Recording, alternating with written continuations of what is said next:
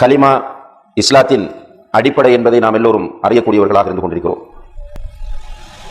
இஸ்லாத்தின் அடிப்படை கலிமா என்று அறிந்திருக்கிற நாம் இதற்கு கொடுக்க வேண்டிய முக்கியத்துவத்தை கொடுக்கிறோமா என்று கேட்டால் பெரும்பாலும் கிடையாது. உண்மையிலேயே இந்த கலிமா லா இலாஹ இல்லல்லாஹ் என்கின்ற இந்த கலிமா இருக்கிறது, இந்த கலிமாவுக்காக வேண்டித்தான் அல்லாஹு தஆலா வானங்களையும் பூமியையும் படைத்திருக்கிறார். அல்லாஹு தஆலா வானங்களை படைத்திருப்பது, பூமியை படைத்திருப்பது, இவற்றில் உள்ள அனைத்தையும் படைத்திருப்பது இந்த கலிமாவுக்காக வேண்டித்தான் என்பதை நாம் தெளிவாக புரிந்து கொள்ள வேண்டும். எனவேதான் நபிகள் நாயகம் ஸல்லல்லாஹு அலைஹி வஸல்லம் அவர்கள் சொன்னார்கள், நூஹ் அலைஹிஸ்ஸலாம் அவர்கள்தான் முதல் ரசூல். இந்த நூஹ் அலைஹிஸ்ஸலாம் அவர்கள் தன்னுடைய மகனிடத்தில் இந்த கலிமாவை அறிமுகப்படுத்தும் போது சொன்னார்கள், லவ் அன்ன ஸமாவாத்தி சபஅ வல் அர்தீன சபஅ ஃபீ கிஃபத்தின் வலா இலாஹ இல்லல்லாஹ் ஃபீ கிஃபத்தின் மாலத் பிஹின்ன லா இலாஹ இல்லல்லாஹ்.